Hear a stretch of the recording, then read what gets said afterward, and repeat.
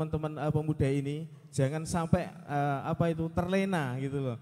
Karena apa? Karena ya itu tadi seperti yang dibilang Pak Tamir tadi, kekuatan umat muslim itu diukur dari sholat subuhnya tadi. Ya, kalau sholat subuhnya berjamaah seperti ini senantiasa, insya Allah akan Islam itu pada kejayaan.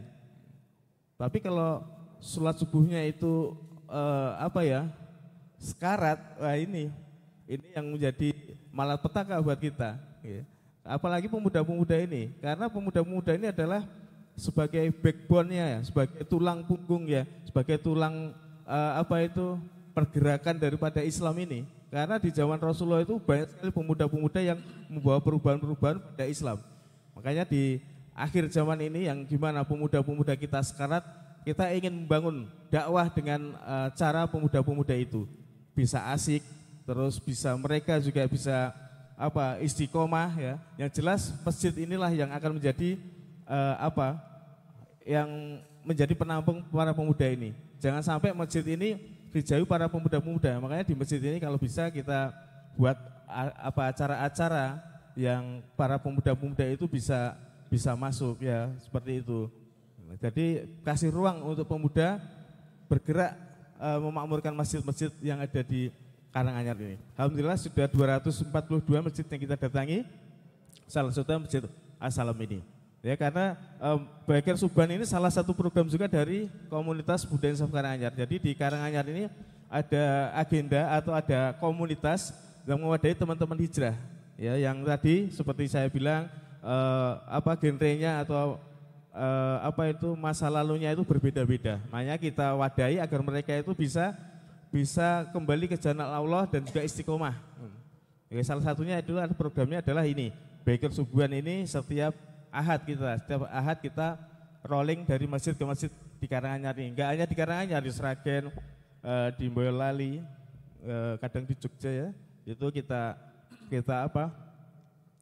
aktifkan, kita datangi. Tujuannya satu tadi, menghidupkan sholat subuh seperti sholat Jumat. Jadi kita banyak sekali bapak-bapak dan ibu-ibu kegiatan kita. Salah satunya yaitu nanti sore itu, tapi kita belum aktif insya Allah mulai minggu depan. Itu ada kajian namanya Birmizon. Birmizon itu belajar Iqra minggu zonten. Gitu. Ya kadang kita diprotes, Ustadz, kok namanya seperti itu Mas? Gitu.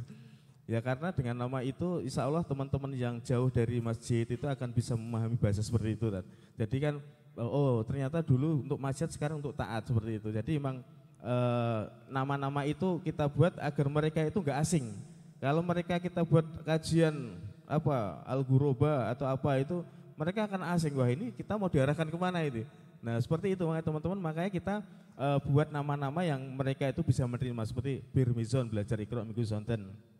Itu setiap ahad sore. Terus setiap Senin kita ada punya chapter ya di komunitas kita, ada chapter Karangpandan, chapter Tawangmangu, chapter Bolong. Itu setiap Senin ini adakan kajian sendiri-sendiri di daerahnya, di wilayahnya masing-masing. Terus setiap Selasa kita ada kajian namanya Mas Bro, Maus Quran Sesarengan Malam Rebo. Ya ini penting sekali kajian Mas Bro ini, karena Mas Bro ini adalah ajang silaturahmi kita dari rumah ke rumahnya teman-teman ini. Karena teman-teman ini setelah hijrah itu mereka dicurigai Pak sama orang tuanya. Mereka pakai gamis, mereka itu fanatik ke masjid tiap hari 5 waktu. Itu mereka malah dicurigai sama orang tuanya. Woi ngaji apa toh Le, seperti itu. Banyak itu.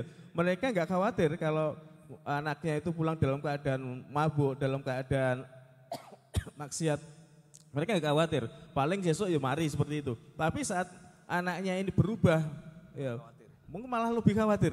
Ya ini makanya Mas Bro ini, Maus Quran Sesarengan Malam Rebo ini, kita dari rumah ke rumah tujuannya itu mengenalkan komunitas kita juga program kita.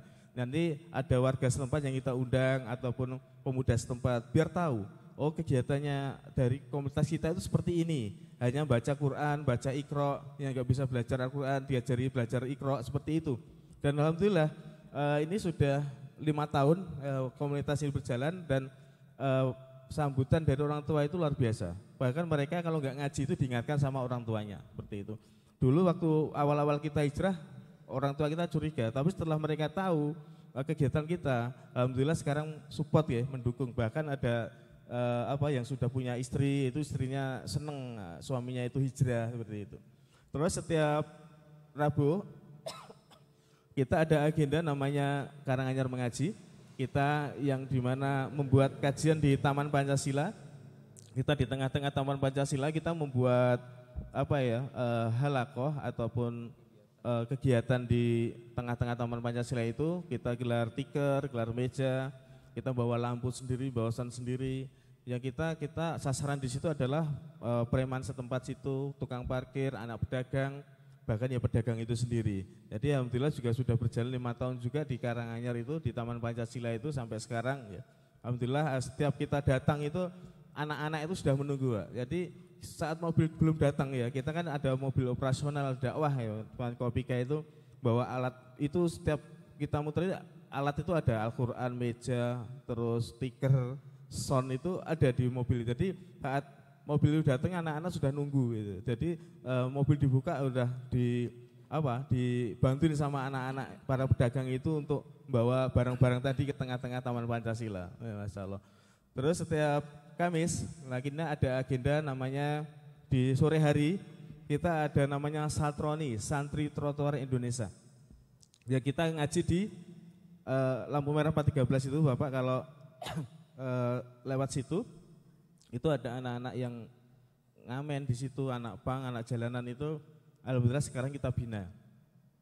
Alhamdulillah sekarang kita bina mereka untuk bisa menjadi orang yang bermanfaat. Jadi sekarang ini kan mereka dipandang sebelah mata mungkin ya sebagai sampah masyarakat lah, orang yang nggak berguna. Tapi sama kita datangi mereka, waktu awal itu kita syahadatkan ulang dulu. Setelah syahadat ulang kita ajari ngaji Iqra. Terus cara-cara sholat, cara mandi seperti itu. Alhamdulillah sekarang masih berjalan di situ setiap hari Kamis sore. Nanti bapak-bapak kalau mau lewat Kamis sore itu kita kadang di tepi yang sisi kiri itu ya, di lampu merah itu dan dekat plat nomor itu kita gelar tikar juga, ada lampu di situ, mobil kita di situ. Kalau enggak, kalau pas hujan kita ya di utara jalan itu di Faiz Motor itu. Tujuannya yaitu ingin membuat mereka itu bisa hidup mandiri dan lepas dari jalanan. Dengan apa? Dengan kita tarbiyah dulu, dan kita tata dulu hatinya, lalu mereka perlahan kita lepaskan dari jalanan. Itu tujuan kami itu, karena kita melihat mereka kalau dari kacamata iman itu mereka itu saudara kita seagama gitu ya. Jadi perlu kita selamatkan. Banyak orang yang mengjudge mereka, ya, menilai mereka negatif, tapi nggak ada solusinya. Cuman ya itu ngejek aja. Jadi nggak punya solusi apa-apa. Ya, inilah yang kita perjuangkan teman-teman ini. Ayo kamu bisa. Ya, tunjukkan bahwa kamu itu juga bisa menjadi muslim yang baik. Apalagi menjadi muslim yang kafah gitu ya. Masya Allah. Seperti itu. Terus kita juga ada kegiatan juga malamnya. Kita kan ada di punya markas di Jaten sini Pak. Kita di perumahan dosen UNS Jumok, di Jalan Pembangunan nomor 89, ya kita punya markas di situ. Kita hidupkan malam Jumat kita dengan membaca surat Al-Kahfi. Jadi kita ada program namanya Al-Guju, Al-Kahfi Goto malam Jumat di markas itu. Terus setiap Jumatnya juga ada namanya Sinabung Kopi, Sinau ngaji bareng Jumat bengi karo ngopi. Jadi teman-teman ini diajari ngaji lagi, dan di sini ilmunya lebih banyak lagi, nanti ada ilmu fikih dan tematik di situ nanti. Terus di Sabtunya kita ada nongkrong-nongkrong asik ya, namanya Osama, obrolan sangar malam Ahad. Nah, gimana obrolan ini mungkin keluar dari jalur, bukan mau ngobrol masalah agama, mungkin ngobrol masalah hobi dan sebagainya, karena mereka butuh ruang untuk itu, teman-teman anak-anak muda ini. Jadi kita kasih ruang untuk itu agar mereka itu nggak jenuh, nggak bosan kegiatan hampir setiap hari, tapi kita kegiatan yang lain nggak ada gitu ya. Inilah malam Ahad ini insya Allah kita juga ada obrolan-obrolan seperti itu. Dan kita juga ada sedekah kopi juga. Kita setiap malam Ahad itu di Iskarima selalu mengadakan kajian ya, kita support kopi di sana, kita sedekah kopi setiap malam Ahad di Iskarima. Ya, mungkin itu sekilas kegiatan tentang kita ya dan komunitas kita dan markas kita itu ada di Jaten ya. Insya Allah kalau bapak-bapak nanti mau silaturahmi ataupun pemuda-pemuda sini monggo silahkan. Ya. Ya. Kenapa harus pemuda yang bergerak Pak? Ya, karena pemuda ini ya tadi seperti tadi langkahnya masih panjang, jadi gairahnya masih luar biasa, semangatnya luar biasa. Nah ini yang harus kita gerakkan. Kita lihat sekarang pemuda ini sekarat dengan gadgetnya, dengan kemaksiatannya. Kita kalau malam minggu nih, kalau kita lihat di alun-alun itu ya, udah pacaran itu udah nggak asing lagi ya mereka. Nggak pacaran itu sekarang itu kayak aneh gitu ya. Tapi sekarang itu yang aneh itu malah pemuda yang taat ke masjid itu malah aneh sekarang itu. Dibilang sok alim, dibilang sok suci lah malah gitu, seperti itu. Ya inilah akhir zaman ini kita menggenggam agama ini bagaikan menggenggam barang api. Masya Allah ya. Kita menggenggam akidah ini sebagai apa? Seperti menggenggam bara api. Kita genggam, kita akan terluka. Tapi kalau kita lepaskan, kita akan celaka. Masya Allah. Pilih yang mana nih? Ya. Terluka tapi selamat. Ya karena ini butuh perjuangan. Makanya kita ada komunitas, ya komunitas kita mewadai. Ayo kalau kamu malu ngaji di kampung, ikut dengan komunitas kami. Kalau kamu nggak bisa baca Quran, ayo kita belajar bareng-bareng. Ya. Karena dengan pemuda inilah nanti bangsa Indonesia ini akan maju. Bahkan Bapak Soekarno dulu beli ya saya 10 pemuda, maka saya akan mengguncang dunia. Tapi kalau Islam cuma satu Pak, beli saya 1 pemuda maka saya akan taklukkan dunia. Gitu. Ya. Belanda itu menaklukkan Indonesia itu berapa tahun ya? 350 tahun dalam sejarah itu. Tapi kalau Islam seperti Muhammad Al-Fatih menaklukkan Konstantinopel dalam berapa hari? Ya itu. Jadi kita bisa berkaca di situ. Ya, maka perjuangan Islam ini digerakkan oleh pemuda ini luar biasa. Bahkan tanpa darah perjuangan Islam Muhammad Al-Fatih. Tapi kalau Belanda menjajah Indonesia selama 356 tahun atau berapa itu, penuh darah, penuh perubahan luar biasa dan gak ada hasilnya. Seperti itu. Jadi memang semua harus dimotori oleh pemuda. Pemuda ini harus kreatif, pemuda ini harus cinta dengan masjid. Ya. Cinta dengan masjid. Jadi salah satu pemuda yang nanti akan dinaungi oleh Allah Subhanahu Wa Taala, yang tidak ada naungan sama sekali kecuali naungan dari Allah, yaitu adalah pemuda yang cinta dengan masjid. Ya. Rajulun qalbu mu'allaqun fil masajid. Masya Allah, ini adalah pemuda-pemuda ini adalah pemuda andalan. Sekarang ini takmir masjid banyak anak muda. Kita butuh anak muda, marbot masjid, takmir masjid itu kita harus banyak orang yang anak-anak muda yang kreatif seperti itu. Ya seperti ini media kita buat yang menarik mungkin, karena kita dengan media inilah AK47 kita saat sekarang ini, karena banyak media-media yang luar, yang media-media itu banyak sekali media-media negatif ya kita harus mengimbangi seperti itu. Baik, insyaallah nanti kita akan sharing-sharing ya. Ini sudah sebentar lagi ya. Nanti akan Kang Marwan ini akan bercerita nanti tentang pengalamannya nanti di penjara itu ternyata enak. Di penjara itu ternyata di dalam itu banyak uangnya Pak, daripada di luar ya. Makanya ini pengennya masuk penjara mulu ya. Enggak udah ya. Oh ya, nanti akan sedikit sharing-sharing, mungkin bisa diperkenalkan Ustaz. Oke. Bismillahirrahmanirrahim. Assalamualaikum warahmatullahi wabarakatuh. Alhamdulillah hamdan katsiran thayyiban mubarakan fihi kama yuhibbu rabbuna wa yarda. Nashhadu an la ilaha illallah wahdahu la syarika lah wa nashhadu anna Muhammadan abduhu wa rasuluhu sallallahu alaihi wasallam la nabiyya ba'dah. Alhamdulillah, pada kesempatan yang berbahagia ini tentunya kita yang pertama memanjatkan puji serta syukur kehadirat Allah Subhanahu wa taala yang telah memberikan kepada kita nikmat yang tak bisa ternilai, yakni Allah masih memberikan kita nafas-nafas kehidupan, kemudian memudahkan kita untuk melangkahkan kaki melaksanakan salah satu ibadah kewajiban yang telah disyariatkan. Dan juga Allah SWT masih memberikan kenikmatan yang begitu banyak yang tak bisa kita hitung. Dan salah satunya Allah SWT menjadikan salah satu tempat terutama Karanganyar ini seperti pedomannya, Karanganyar tentram. Makanya kalau dibandingkan dengan Jakarta atau daerah Tangerang, Banten sana sudah jauh sekali nilainya. Jadi orang-orangnya sudah masing-masing. Beda dengan orang-orang yang di sini, Masya Allah luar biasa sekali.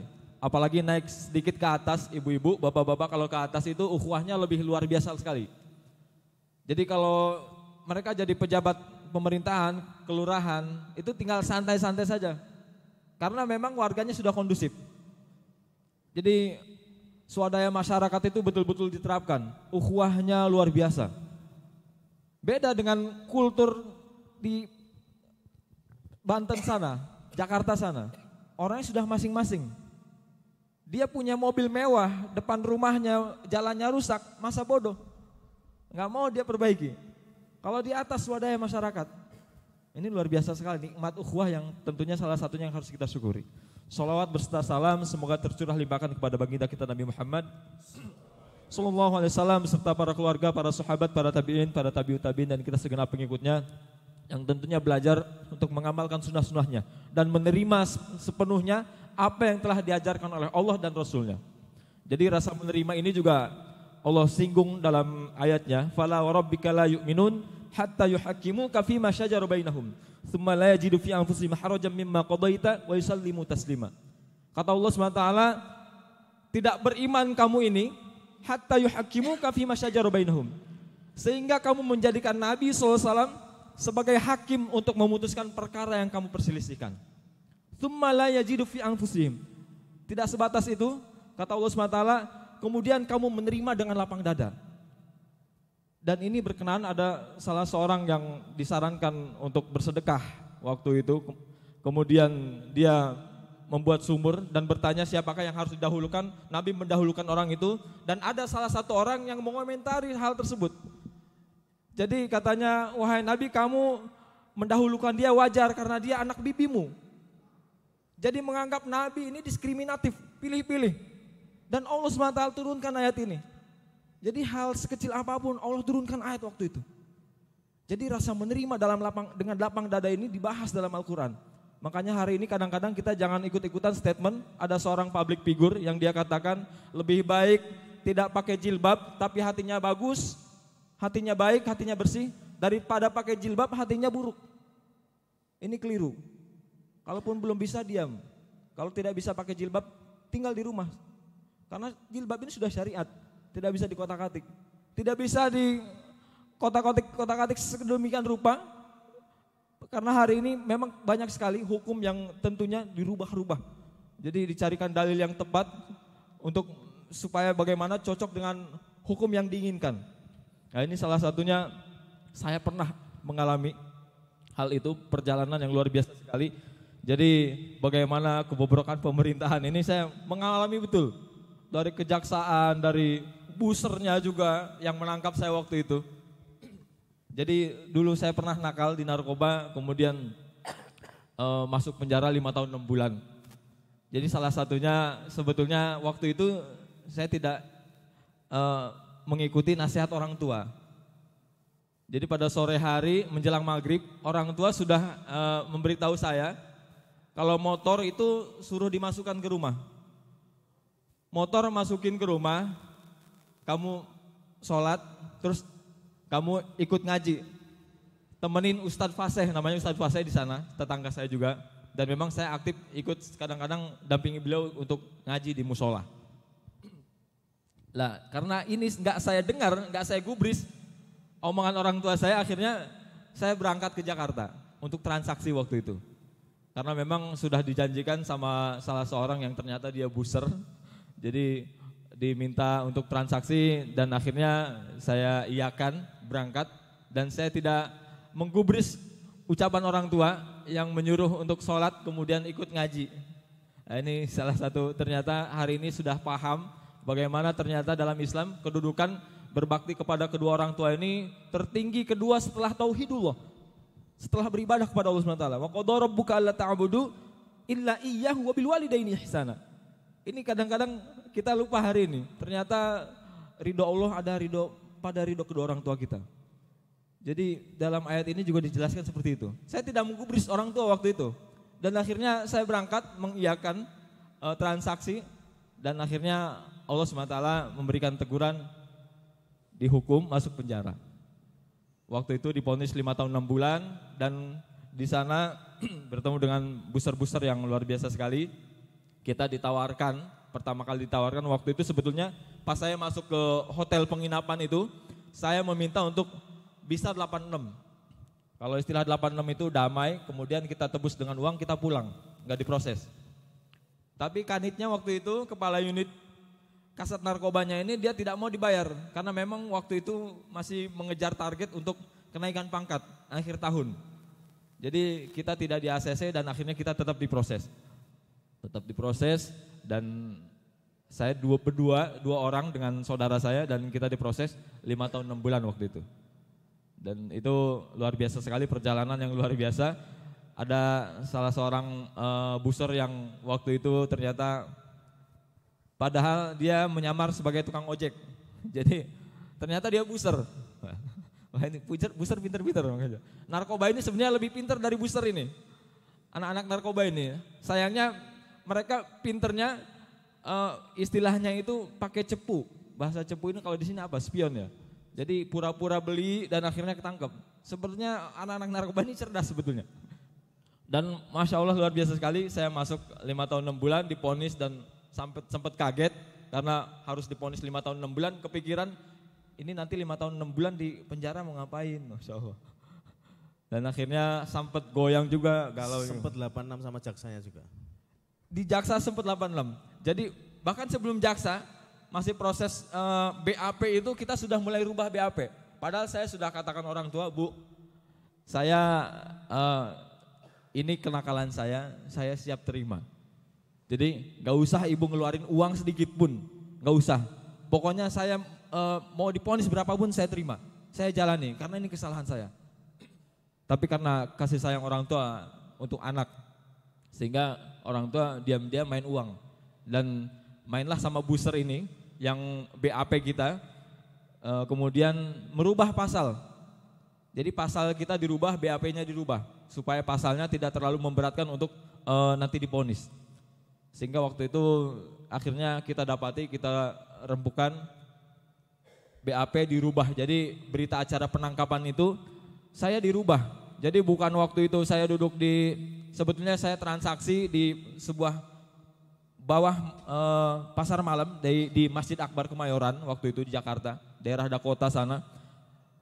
Akhirnya dirubah di BAP-nya saya menunggu di sebuah warteg dan akhirnya tertangkap begitu.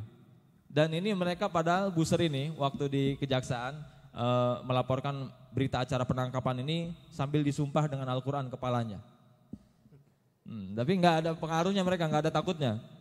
BAP dirubah padahal nggak seperti yang apa adanya seperti itu, bukan. Itu sudah dirubah dan mereka dibayar. Kita bayar waktu itu 50 juta merubah BAP itu untuk supaya nanti diponis ringan hukumannya. Jadi bukan pasal yang berlapis-lapis atau sebagai bandar dan pemakai juga. Jadi dibikin sedemikian rupa supaya ponis kita ringan. Dan dirubah BAP-nya dan mereka disumpah waktu di kejaksaan dan tetap mereka mengiyakan BAP-nya seperti itu. Padahal saya senakal-nakalnya, Bu, Pak, senakal-nakalnya saya nih, zaman saya dulu paling gak berani apalagi bermain sumpah dengan Al-Quran. Jadi kita masih ada takut, masih ada takut. Hari ini kadang-kadang orang gak takut, Masya Allah. Al-Quran pun wah gak digubris. Disumpah dengan Al-Quran, bayangkan. Makanya para pejabat ini kadang-kadang wah, ya apalagi menjelang pemilu ini harus diingatkan amanah itu berat. Masya Allah. Jadi masuk 5 tahun 6 bulan, 5 tahun 6 bulan waktu itu masuk Cipinang, kemudian pindah-pindah lapas karena harus dimutasi dan alhamdulillah banyak belajar. Waktu itu saya barengan sama salah satu artis, Roger Danuarta waktu itu. Kenal ya Roger Danuarta, tahu ya? Ya, Masya Allah ya. Itu yang kasusnya waktu itu dia tertangkap masih di dalam mobil, tiba-tiba mobilnya berhenti, ternyata dia suntikannya masih nempel, Bu, di tangan. Jadi dia pakai putau. Jadi putau ini luar biasa sekali, efeknya berat. Jadi masih mending sabu lah daripada putau. Tapi sekarang nggak ada yang mending. Narkoba nggak ada yang mending, jangan. Masya Allah. Jadi Cipinang ini kalau diceritakan Masya Allah luar biasa sekali. Sipirnya pun dia yang mengamankan, mengatur anak-anak yang candu narkoba jenis putau ini. Jadi di Cipinang, setiap lapas, semua lapas narkoba itu dijual bebas. Jadi narkoba ini, waduh, semua lapas jualan narkoba.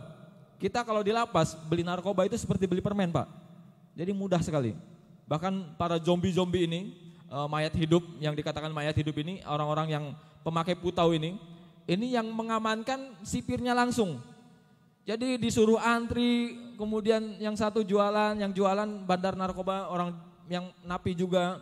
Jadi dipaketin di salah satu sedotan, kemudian dibakar. Itu yang mengamankan petugas langsung. Tapi karena ini rese, rusuh. Orang-orang yang pakai putau ini rusuh, Pak. Kalau putau satu hari saja nggak disuplai ke dalam lapas waktu itu, jadi lapas itu digebrak-gebrak. Jadi semalaman ini lapas semua pintu-pintu digebrak-gebrak. Jadi sakau mereka ini. Dan akhirnya akhir 2014 akhir itu Kalapasnya membuat satu keputusan mengumpulkan para zombie ini yang pemakai putau ini, kemudian dimutasi. Jadi sekarang rada aman. Tapi amannya cuma putau aja yang ditiadakan, yang lain masih banyak. Yang lain masih banyak dijual, Masya Allah. Cipinang begitu. Dan akhirnya saya dipindah juga ke Gunung Sindur, lapas Pondok Raja, kemudian terakhir di Gunung Sindur, dan alhamdulillah ketemu sama orang-orang hebat, Masya Allah. Dan banyak belajar, dan alhamdulillah ketemu sama teman-teman di sini. Komunitas juga yang luar biasa sekali, banyak mengajarkan dan membentengi. Jadi salah satu kisah juga yang harus kita pahami, Mus'ab bin Umair ini kan salah seorang pemuda yang terlahir dari keluarga yang berlebih, orang kaya dia. Jadi dikatakan kalau Mus'ab bin Umair ini berjalan di kota Mekah, jarak beberapa meter itu orang-orang sudah mencium wangian yang dipakai Mus'ab. Jadi orang kaya memang. Jadi terlahir dari keluarga yang berlebih. Jadi ketika dia Mus'ab bin Umair masuk Islam, ibunya mengancam. Padahal Mus'ab bin Umair ini tidak ada seorang pun yang dia takuti di kota Mekah kecuali ibunya. Jadi orang yang sangat patuh, anak yang sangat patuh sama ibunya. Jadi khawatir kalau ibunya marah. Jadi waktu itu Mus'ab bin Umair masuk Islam, kemudian ibunya ini melakukan aksi boikot. Kata ibunya mengancam, wahai Mus'ab bin Umair, bukankah kamu anak yang sangat patuh terhadap ibu? Oh iya. Keluar kamu dari Islam hari ini juga. Kalau enggak, ibu akan mogok makan dan minum sampai ibu mati. Tapi dalam hal ini kata Mus'ab bin Umair, enggak. Wahai ibu, meskipun hari ini ibu diberikan nyawa 100 kali nyawa, saya akan saksikan nyawa ibu satu persatu keluar dari jasad ibu. Dan saya tidak akan keluar dari Islam. Ini Mus'ab bin Umair salah satu pelajaran bagaimana istiqomah itu diajarkan seperti itu. Jadi ini prinsip namanya. Tapi dalam Islam juga tidak jauh-jauh membahas terkait bagaimana birrul walidain ini. Meskipun non muslim, wasahibhuma fid dunya ma'rufa. Jadi harus tetap diperlakukan dengan baik. Ini Islam mengajarkan luar biasa, makanya hari ini kadang-kadang nilai-nilai keislaman kita ini luntur. Karena memang apalagi digerus dengan zaman-zaman yang rusak. Salah satunya itu. Gitu, Ustaz. Waktunya masih berapa? 10.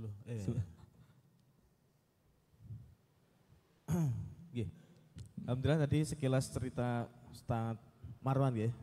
Setelah masuk penjara terus masuk komunitas kita. Banyak teman-teman di dalam penjara itu yang sudah terarah itu banyak sekali, Pak.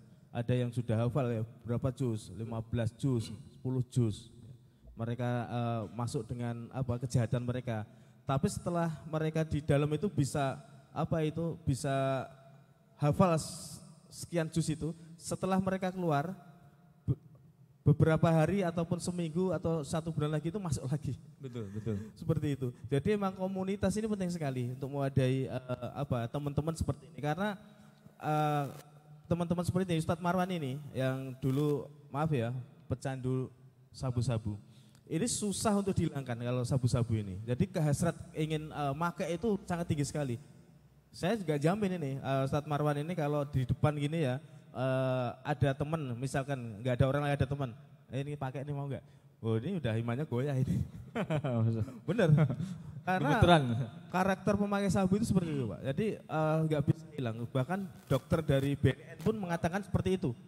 dokter dari BNN itu mengatakan seperti itu, bahwa kecanduan narkoba jenis sabu-sabu ini nggak bisa hilang seumur hidup, keinginannya untuk pakai ini. Kayak yang lain mungkin bisa, tapi kalau yang sabu ini memang susah sekali. Makanya kita itu keliling Karanganyar, ya, keliling kemana-mana ingin sekali itu menekankan bahwa narkoba itu bahaya, seperti itu. Kita beberapa kali juga digandeng BNN untuk menyampaikan ini, gitu. Karena model narkoba saat ini tuh banyak sekali. Ada model dari permen, ya. Bahkan kemarin itu anak sini Pak, anak Jaten sini Pak. Itu ada yang pakai sabu-sabu tapi nggak tahu namanya Pak. Itu aneh loh. Jadi anak itu pakai, ya. Jadi teman saya itu kan bandar narkoba Pak. Dulu alhamdulillah itu lolos penggerbekan 2 kilo sabu-sabu. Orang Jaten sini, alhamdulillah hijrah ikut ngaji di Kopika dan alhamdulillah istiqomah sampai sekarang. Nah itu ada anak-anak yang baru SMP itu Pak. Itu cerita ke ini teman saya ini, Mas, kamu tahu nggak kayak gini gitu kan? Saya pakai kayak gini loh. Lah kamu tahu nggak namanya itu? Nggak tahu dipakai sabu-sabu. Ya ini yang perlu kita waspadai, bahwa apa pentingnya bapak-bapak atau ibu-ibu ini untuk mengetahui jenis-jenis narkoba. Kalau anak-anak pulang dari sekolah, tasnya digeledah Pak, tasnya digeledah.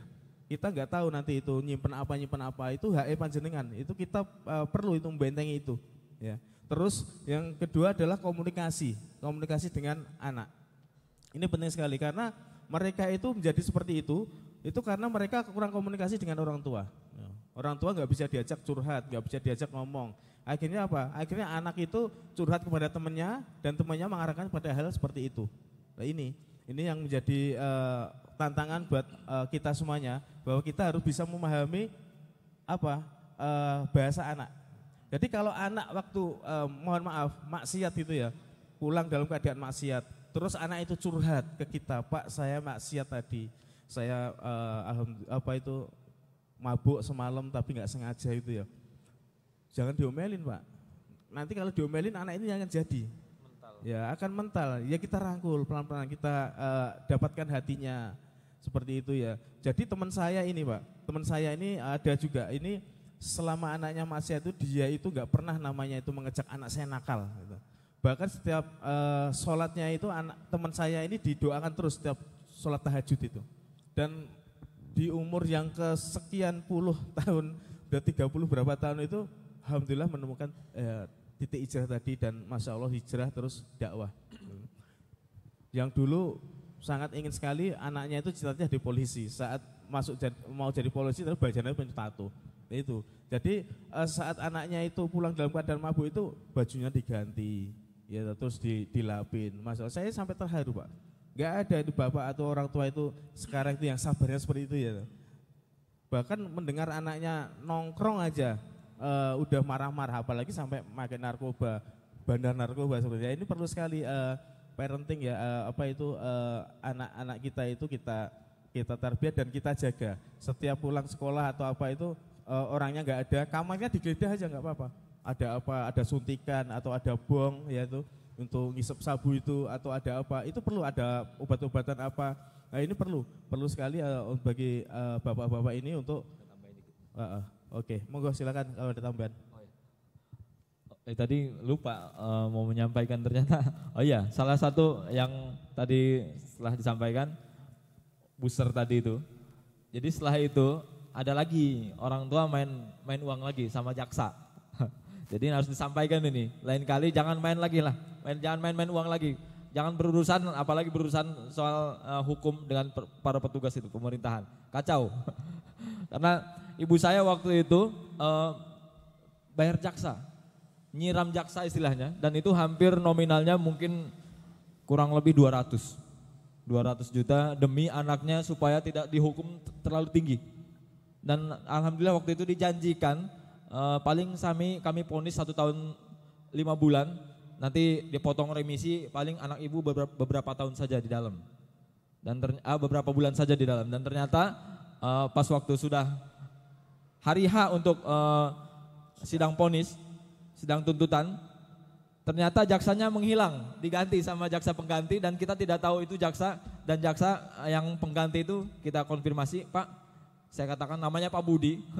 Pak Budi kemana ya Pak, kok Saya tidak tahu menahu Bu itu soal itu. Kami gimana? Terus kami gimana? Kami sudah ini itu.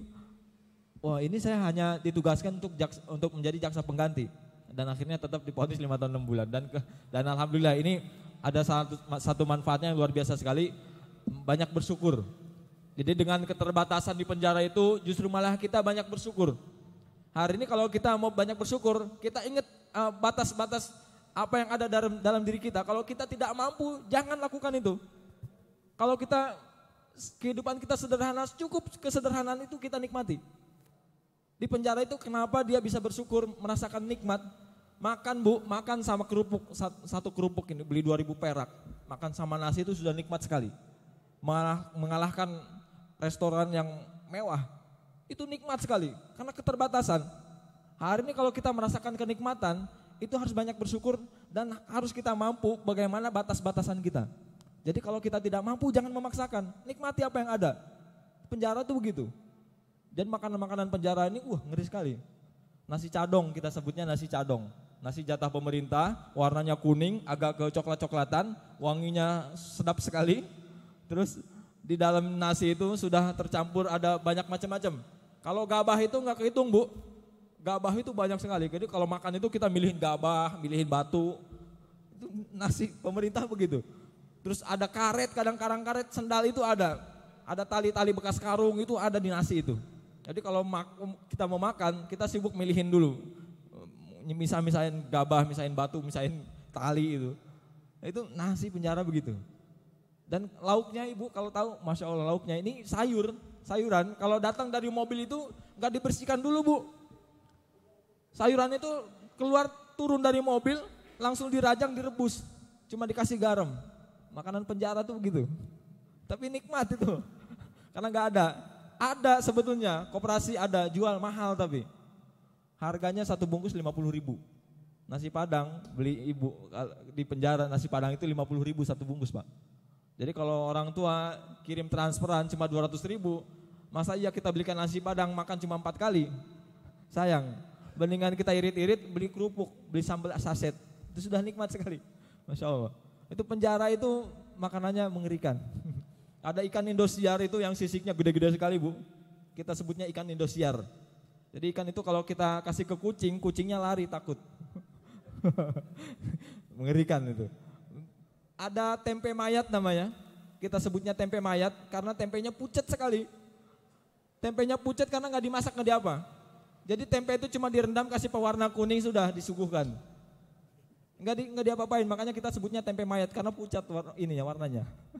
Itu makanan penjara begitu. Tapi nikmatnya karena kenapa? Karena dengan keterbatasan itu kita mampu mensyukuri itu.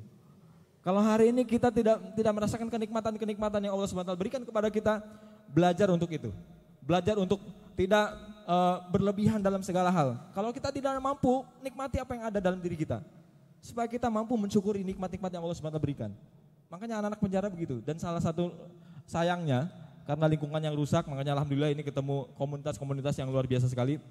Teman-teman saya ini Bu, anak-anak yang di dalam itu nggak bisa ngaji sama sekali tadinya.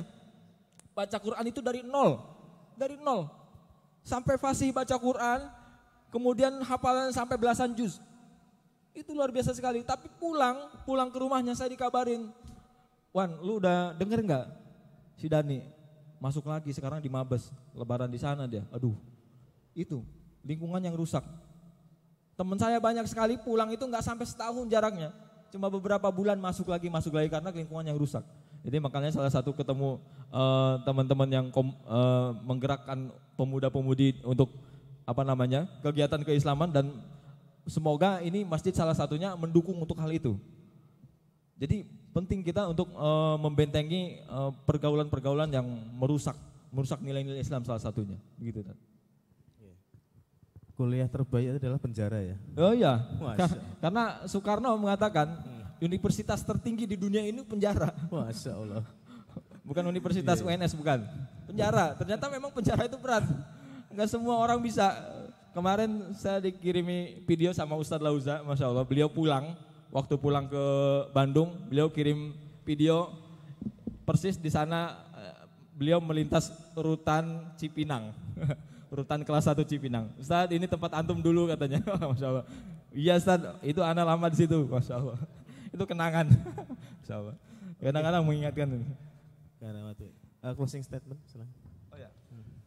Jadi untuk closing statement ya, pertama tentunya pada kesempatan yang berbahagia ini sedikit akan menyampaikan terkait bagaimana kita harus cerdas untuk menggunakan gadget ini. Pertama itu, dan kedua yang tadi disindir bagaimana saya salah dalam memahami keliru. Jadi patuh terhadap orang tua itu ternyata luar biasa. Keharusan yang harus hari ini kita betul-betul terapkan. Jadi saya nggak nuruti omongan orang tua dan akhirnya ya sudah. Jangan sampai orang tua itu tersumbar. Jadi karena banyak kisahnya, Jurej ini seorang yang soleh, ketika ibunya kesel karena Jurej dipanggil nggak mau menghampiri ibunya dalam keadaan dia sedang sholat duha waktu itu. Kemudian ibunya sesumbar nih Pak. Kata ibunya, ya Allah jangan matikan Jurej kecuali dia diuji dengan salah seorang pelacur. Allah subhanahu wa ta'ala kabulkan itu doa orang tuanya. Dan didatangkan pelacur itu untuk memfitnah Jurej. Dan Jurej tidak bisa digoda, akhirnya pelacur ini menggoda salah seorang penggembala kambing dan dia hamil dan dia katakan anak yang lahir dari penggembala kambing itu dia katakan ini anak Jurej, hasil perjinahan dengan Jurej. Dan akhirnya waktu itu Bani Israel marah dan diratakan dengan tanah tempat ibadahnya Jurej. Dan dikatakan hampir Jurej itu mau dibunuh. Ini sesumbar orang tua ini harus betul-betul kita jaga, jangan sampai wasuhtullah fi suhtil walidain, kan begitu. Dalam hadisnya begitu. Murkanya Allah ada pada murka kedua orang tua. Dan Jurej diuji seperti itu, gara-gara dia tidak taat padahal dia anak soleh. Hanya saja dia tidak memenuhi panggilan ibunya. Akhirnya diuji dengan itu. Dan ini salah satu 3 bayi yang mempunyai mujizat bisa bicara, salah satunya kisah ini Bu. Jadi bayinya waktu itu ditekan pusarnya ditekan, ditanya, wahai bayi, siapa ayahmu? Dan bayi ini bicara, dia katakan, ayah saya penggembala kambing. Dan akhirnya Bani Israel menangis dan ingin membangunkan kembali tempat ibadah. Dan ini penting untuk kita hari ini, jangan sampai murkanya orang tua ini apalagi menyumpahi anaknya Bu. Karena salah satunya saya tidak taat sama orang tua itu begitu. Padahal nenek saya ini orang yang sangat luar biasa sekali. Ini salah satunya itu. Dan penting juga untuk cerdas menggunakan media sosial. Media sosial ini kadang-kadang hari ini kita berubah fungsi Bu. Dulu ini media sosial dijadikan ajang untuk hiburan saja. Sekarang beda fungsinya. Malah dipakai untuk curhat, TikTokan, semua disindir. Kalau punya masalah dengan tetangga disindir lewat media sosial, itu tidak bagus. Masya Allah. Nabi Ibrahim satu kali pernah dia berkunjung ke rumah Nabi Ismail, ke rumah anaknya. Jadi dikatakan secara tiba-tiba, dikatakan dalam sebuah riwayat ini, dalam riwayat lain dikatakan Nabi Ibrahim ini Allah SWT berikan kendaraan secepat buruk. Jadi cepat sekali dari Mesir Mekah itu hampir secepat kilat. Ketika datang ke rumah anaknya ditanya kepada istrinya, bagaimana keadaanmu dan suamimu? Jadi istrinya ini mendengar angin untuk curhat, ditanya seperti itu istrinya malah curhat. Suami saya begini, suami saya begitu, suami saya begini, suami saya begitu. Dan Nabi Ibrahim diam saja. Setelah selesai perempuan ini bicara, Nabi Ibrahim katakan, pesankan ke suamimu, pojok rumahnya sudah jelek, ganti. Perempuan ini lugu sekali ketika datang Nabi Ismail ditanya, apakah tadi ada seorang orang tua yang datang? Oh iya ada. Apakah dia berpesan sesuatu? Iya, katanya pojok rumah kita sudah jelek, suruh diganti. Apakah kamu tahu maksud dari itu? Apakah kamu tahu siapa yang datang? Itu ayah saya, Nabiullah, Khalilullah, kasih Allah, Nabi Ibrahim. Dan apakah kamu tahu apa maksud perkataan mengganti pojok rumah itu? Bukan pojok rumah kita yang diganti, tapi kamu yang diganti. Karena kamu setelah memunculkan tabiat yang tidak bagus. Ditanya malah curhat. Nah ini makanya curhat ini hati-hati ibu-ibu. Urusan rumah tangga, curhat. Hari ini semua curhat ke media sosial. Bapak-bapak, ini saran Nabi Ibrahim begitu. Kalau ada istrinya senang curhat, ganti. Ini kata Nabi Ibrahim begitu. Makanya ibu-ibu jangan. Nah ini salah satunya menggunakan media sosial harus cerdas. Jadi sekarang kan banyak sekali beberapa pejabat yang masuk kemudian diproses, dipecat karena kecerdasan orang-orang sekarang menggunakan media sosial, salah satunya itu. Jadi netizen ini sudah menjadi wakil KPK dia. Semua di-share setiap ada akun-akun anak pejabat atau istri pejabat yang memamerkan harta, buru-buru di-share, di-broadcast sebanyaknya. Dan akhirnya diproses. Dan ini hari ini hukum itu harus betul-betul kita tegakkan dari diri, mulai dari diri kita. Jadi jangan nunggu orang-orang sana, orang-orang pemerintahan sana omong kosong. Kita harus bergerak, no viral, no justice, begitu Bu. Itu saja yang dapat saya sampaikan. Oke, ya. Syukran, jazakallahu khair, Ustaz Marwan tadi sharing-sharingnya dan motivasinya untuk teman-teman semua di sini agar teman-teman sini senantiasa menjadikan ibroh tadi untuk menyemangati kita di hari ke depan ya, dan juga para pemuda ini monggo kita nanti bisa berkolaborasi untuk kajian-kajian selanjutnya ya, insyaallah bisa kita ada di sini ada takbir akbar, kita insyaallah siap untuk sedekah kopi ya, kita akan siapkan. Monggo nanti bisa menjadikan media dakwah juga untuk bisa menggait para pemuda yang jauh dari masjid. Mungkin seperti itu. Oke. Syukran insyaallah itu tadi sharing-sharing kita di pagi ini. Semoga Allah memberikan ilmu tadi apa yang telah disampaikan oleh Ustaz Marwan ini. Ya, subhanakallahumma wa bihamdika asyhadu an la ilaha illa anta astaghfiruka wa atubu ilaik. Wassalamualaikum warahmatullahi wabarakatuh.